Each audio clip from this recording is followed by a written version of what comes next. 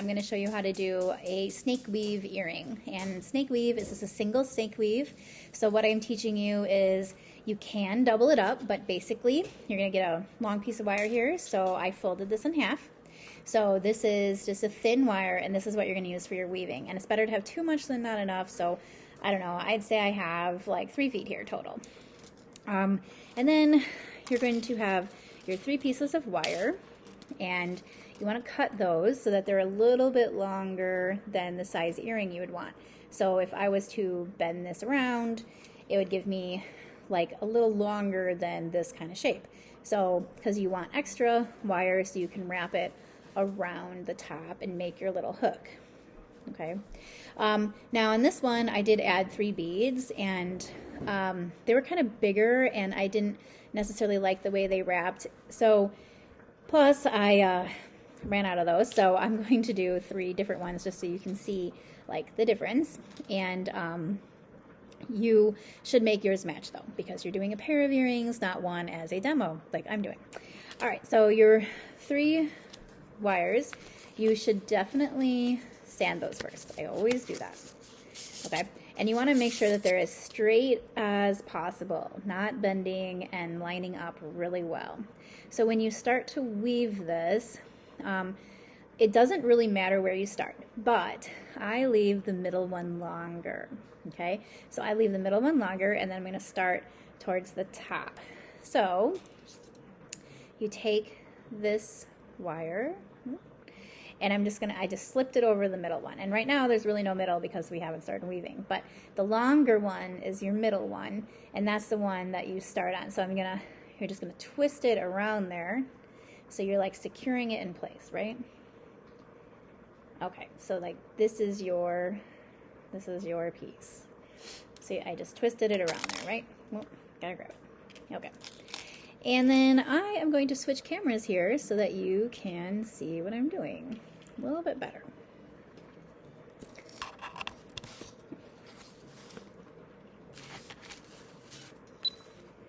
Okay.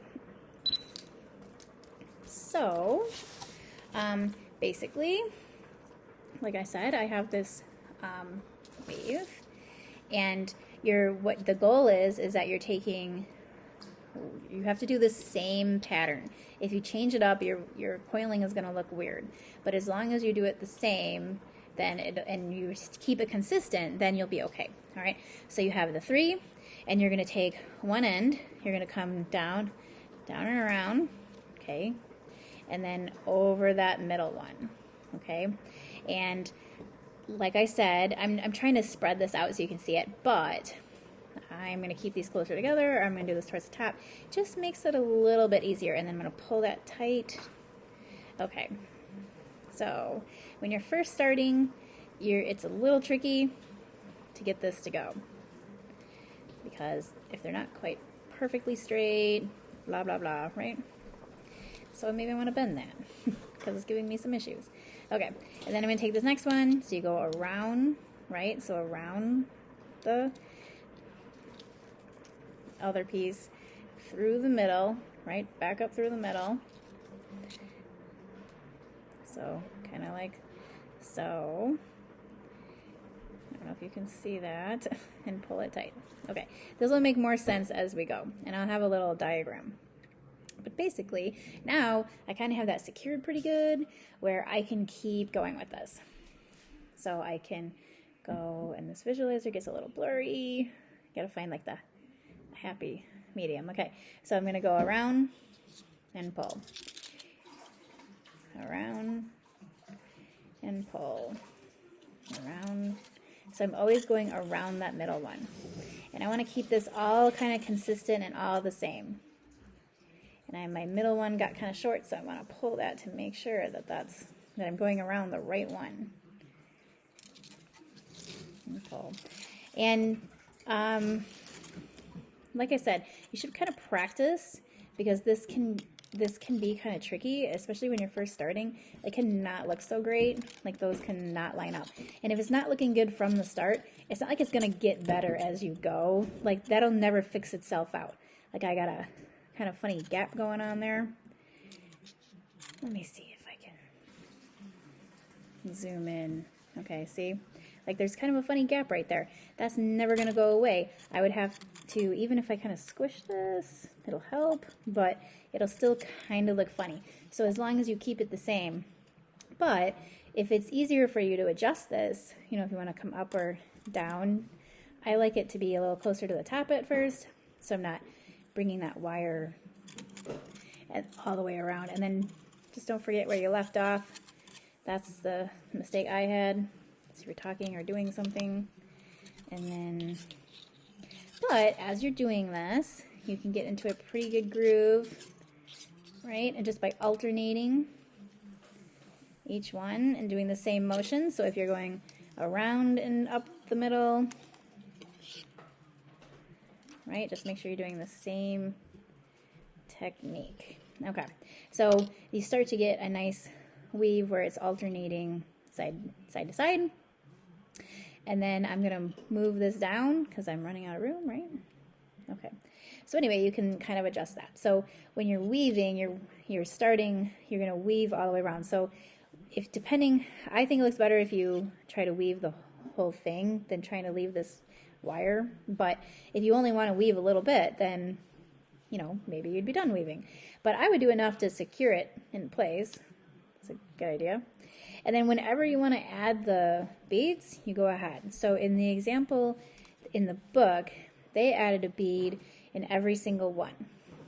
I do find that it's easier if you only do a couple. So you start with this weave, and you learn how to do it, and then you add in some beads. Straighten those out if they start to get messy. Okay. And if you wanted to space those out and have this get bigger, you can. Sometimes it helps for the bead because the bead that I have is bigger than this wire. So if I wanted to try to space that out, you know, I could. But anyway, I'm going to add a bead here. So when you add a bead, you're going to put that on the middle one. See what I mean? How it kind of spaces it out. So if you wanted to kind of get that in there and kind of bend that wire, right? And then do a little bit of weaves just to kind of gradually transition, that would be a good idea.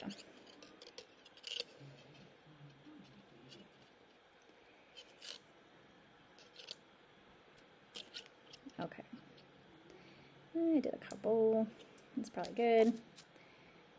Put that bead back on. There you go, it's better spacing. Okay, so then anyway, you're doing the same thing, but now you just go around the bead. So you're still doing the same weave.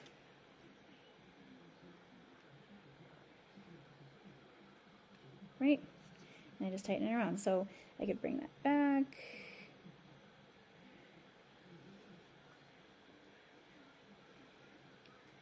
Around. So what they did in the book, and this is what I did for my earrings, is I put my beads on together because the spacing was already wide. You know, this is already like a wide spacing. So it just kind of helps make it all look better. If you had smaller beads, this wouldn't be as big of a deal. Okay, the other one fell on the floor. Hold on a second. Might just put 2 beads on this. Can't find it.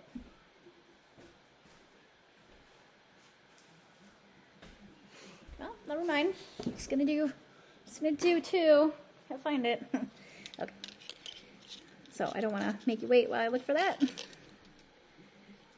let me put this back together. Okay. So anyway, I know it's kind of hard to see what I'm doing here because my hands are in the way. It's tricky.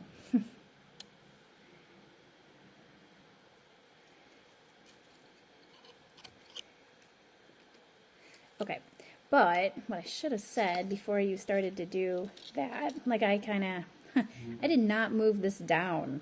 So now I have all this wire here that I didn't coil, and I should have moved that down. So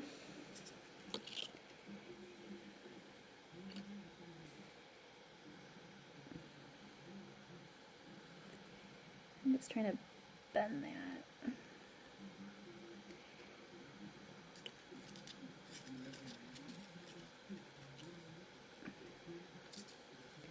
Just so it transitions a little bit better. Sorry. Anyway.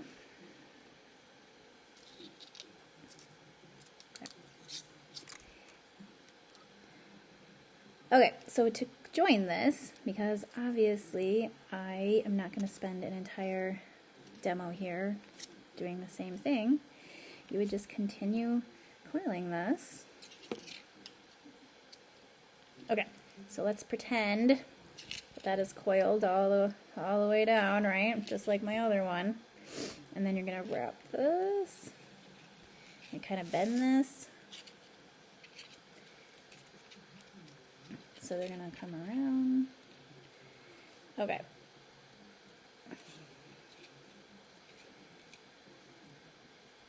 Try to, you know, kind of match them up, right? Okay, so anyway,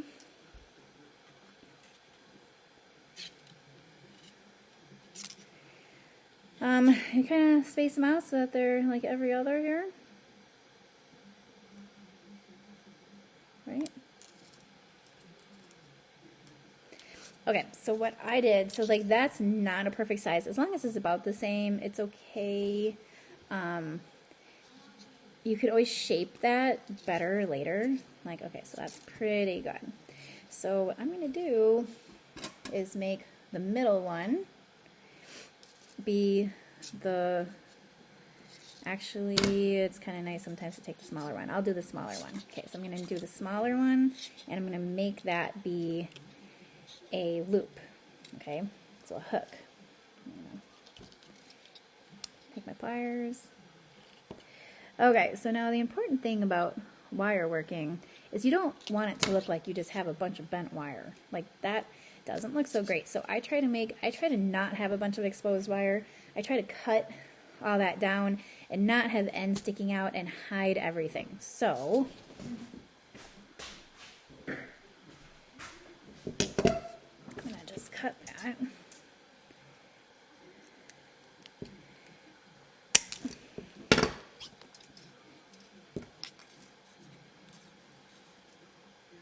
Get my hook. Okay, that's a pretty good hook. It's comparative to what I had for the other one. I could always, I would play with that and make sure that that is exactly how I want it.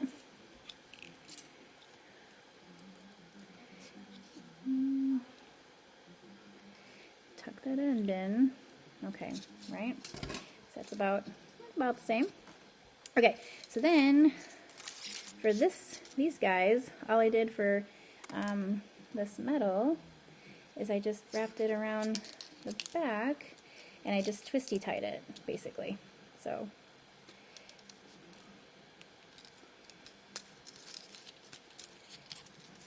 just twist it a little bit. Make sure it's not going to stay or fall off, sorry. Cut that. And most of this wire cuts pretty easily with scissors and stuff. You don't have to have wire cutters. So those of you at home that don't have all this stuff, like me, I'm using terrible pliers, it's okay. Alright, so what I did then is the longest one, so I have this one long one, is you're going to save that one to wrap around, okay? So you want to try to hide the all those little ends that you got going on. So I'm going to cut the smaller ones down.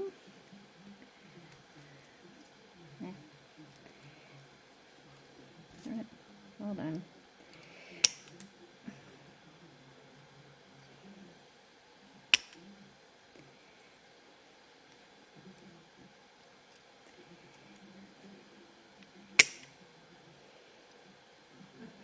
Yeah, these are just pruning shears. Don't recommend doing that, but you know, hey. All right. Tuck all those ends, right? And then I don't want to leave all these, just want to keep the biggest ones. I'm going to cut this one. Okay, so you could keep one of the bigger ones for now, 2 of them if you didn't have enough metal, and you might need to wrap it a couple of times. So I'm going to keep them for now. But I'm just getting all those ends all close together, all in the same spot, and then I'm going to take one of these and wrap it. Okay, and I know this is hard to see, but here goes. Okay, here we go. See, wrapping. Make sure that that's tucked in there. To hide all that. See, like, I got one sticking out. That's no good. Cut that.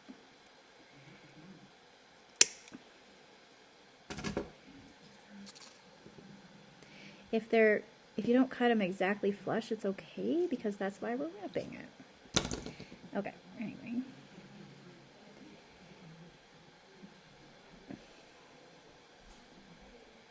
All right, so I'm glad that I left a longer piece because I didn't have enough to finish wrapping it. So I use pliers to get that really tight on there.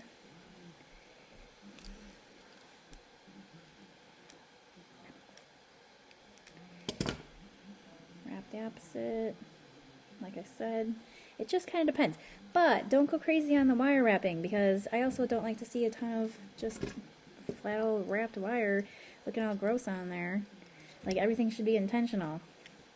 Don't just ball it up just to put it on there. Okay, clip some of these ends. Anyway, I know I'm taking a while here. Proper tools would be great. Okay. And then, like I said, push all those ends in. I don't want to see any of those ends. I don't want to see them sticking out. It needs to be all hidden. You don't want it to catch on anyone's skin, anyone's clothing. You want it all to be hiding. Alright, and then, voila, you have your earring, and then you can take your pliers with a little bit of tape on them, kind of go through and bend and shape this. If it didn't work out so great, you know, you don't have the right shape. But basically, say I did pretty good. They match for the most part, right? Especially if I have the right beads and everything. Put an earring through it and call it done.